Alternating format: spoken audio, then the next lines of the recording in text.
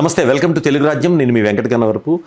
ప్రస్తుతం స్టూడియోలో ఉన్నారు వైఎస్ఆర్ కాంగ్రెస్ పార్టీ అధికార ప్రతినిధి కారుమూరి వెంకటరెడ్డి గారు ఉన్నారు. అనేక విషయాలు వారితో చర్చిద్దాం. వెంకటరెడ్డి గారు నమస్తే అండి. నమస్తే అండి.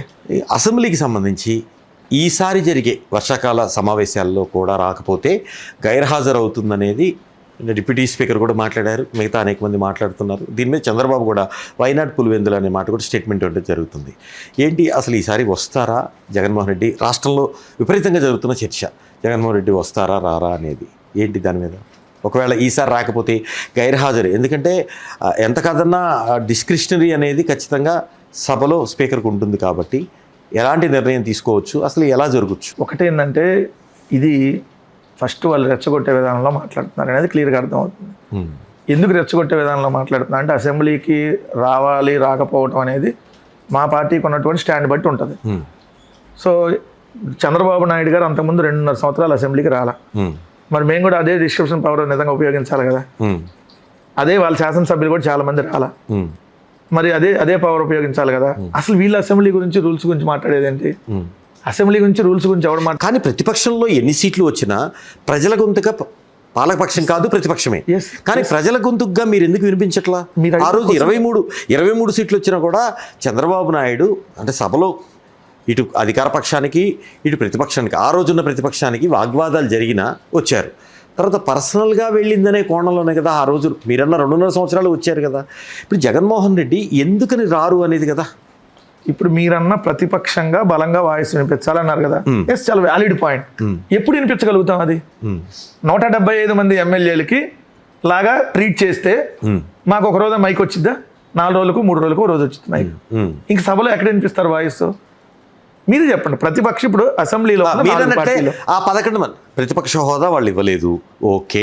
ఆ 11 మంది ఎమ్మెల్యేలకు ఇచ్చే టైము 11 మంది మాట్లాడటానికి ఛాన్స్ ఉంటుంది కదా. ఎప్పుడు ఒక రోజు కూడా రాదంటున్నాను. ఒక రోజు ఒక 5 నిమిషాలు వస్తుందేమో ఏది ఒక ఎమ్మెల్యేకి, ఇంకో రోజు ఇంకో 5 నిమిషాలు ఇంకో ఎమ్మెల్యేకి వస్తేమో. వాళ్ళేమో అసెంబ్లీలో ఒక 5 గంటలు జరిగింది అనుకున్నాం పర్ డే ఒక రోజులో. 5 గంటల్లో 4 గంటలు 4 గంటల 50 నిమిషాలు వాళ్ళే మాట్లాడేసి మీకు ఒక 5 నిమిషాలు టైం ఇస్తాం మాట్లాడండి అంటే అది ప్రతిపక్షంగా మా వాయిస్ వినిపించినట్టు ఎట్ట అయింది? దానికాడికి అసెంబ్లీకి వెళ్తాం దేనికి? మీరు వాళ్ళు అన్నది అసెంబ్లీలో 4 పార్టీలు ఉన్నాయి అన్న. 4 పార్టీలలో 3 పార్టీలు ఒకవైపు ఉన్నాయి, మిగిలింది ఒకటే party YSR Congress party. Opposition అంటే ఏంటి?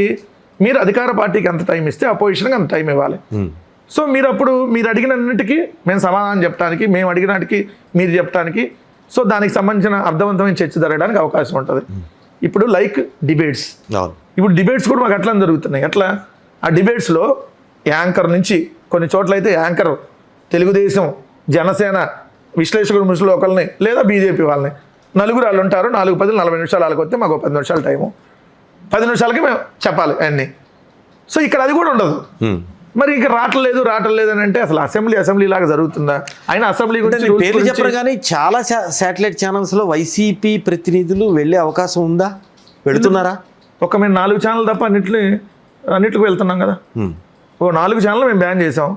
అది Telugu Desam channel, ETV, TV5, ABN, మహా న్యూస్. మిగిలిన అన్ని ఛానల్కి మేము వెళ్తున్నాం కదా. వెళ్తున్నా అక్కడ ప్రతినిధులు అదే. నువ్వు కూటమి 3 పార్టీలు ఒకటే అయితే ఒకళ్ళనే పిలవాలి కదా. అంతే, ముగ్గురు వాయిస్ ఒకటే అప్పుడు ముగ్గురు పిలిచి 3-10 నిమిషాలు మాట్లాడిస్తాం. అది మాకు డిస్కషన్ అక్కడ. మిగతా ఛానల్స్ లో కూడా మీరు చాలా చోట్ల అట్లనే ఉన్నాయి. అప్పుడు ఏంటంటే మళ్ళీ మేము అడుగుతుంటే అదేంటి మరి టైం మాకు రాదు కదా అని అంటే ఇంకెవరన్నా కొంచెం న్యూట్రల్ గా ఉండి కొంచెం మాట్లాడే అనలిస్ట్ని పెడతాంలే. సో ఇట్లా ఉంటుంది. అప్పుడు అర్థవంతంగా చర్చ ఎక్కడ ఉంటుంది? డిస్కషన్ మీకు ఎంత టైం దొరికితే నాకంత టైం దొరికితే నేను బాగా మాట్లాడగలుగుతానా, మీరు బాగా మాట్లాడతారు, ఎవరిదైనా ఎక్స్ప్లెయిన్ జరిగితే అది డిబేటే కాదు. ఇప్పుడు మీరు అన్న అసెంబ్లీ సార్, అసలు అసెంబ్లీలో వీళ్ళు రూల్స్ గురించి అడుగుతున్నారు కదా. వీళ్ళకి రూల్స్ గురించి మాట్లాడే హక్కు ఉందా? First point.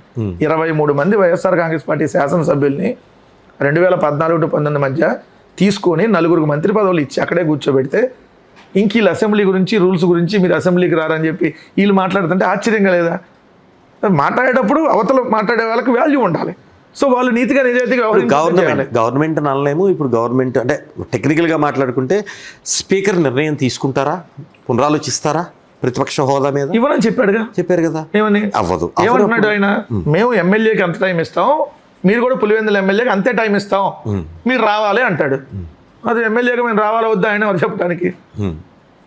ఎమ్మెల్యేగా మేము రావాలా అంటే అంటే ఏం లేదు అవమానిస్తానికి, ఆల్రెడీ 2 సార్లు జరిగింది అవమానం. ఫస్ట్ రోజే వీళ్ళ అసెంబ్లీ జరిగినప్పుడు ఏదైతే ప్రోటోకాల్ ప్రకారం ముఖ్యమంత్రి తర్వాత ఏదైతే జగన్మోహన్ రెడ్డి గారి చేత అపోజిషన్ లీడర్ చేత ఏదైతే ఎమ్మెల్యే ఓత్ అనేది చేయించాలి. సో అప్పుడు చేయించాల, మంత్రులందరిది అయిపోయినాక తర్వాత చేయించారు.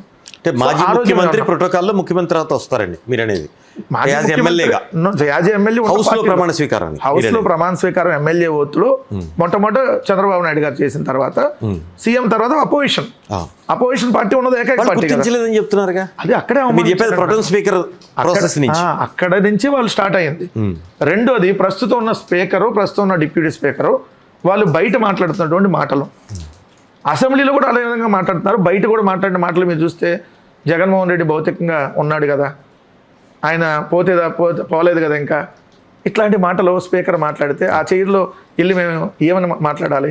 రెండు, వాళ్ళు బయట ప్రెస్ మీట్లు పెడతా, మేము ఎమ్మెల్యేకి ఎంత టైం ఇస్తావు, నువ్వు ఎమ్మెల్యే ఆఫ్టర్ ఆల్ అంతే టైం ఇస్తావు, నువ్వు వస్తావా రావా, ఇదేంటి రెచ్చగొట్టే విధానమే కదా. సో మీరు టైం ఇవ్వండి. ఎట్లా ఓకే మీరు చెప్పిన వర్షన్ ఓకే, కానీ పబ్లిక్ వాయిస్ ఎక్కడి నుంచి వినిపిస్తారు మీరు?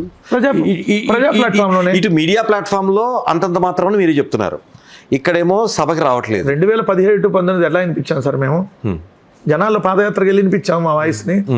అప్పుడు మేము అసెంబ్లీకి వెళ్ళలేదు కదా 2017-19.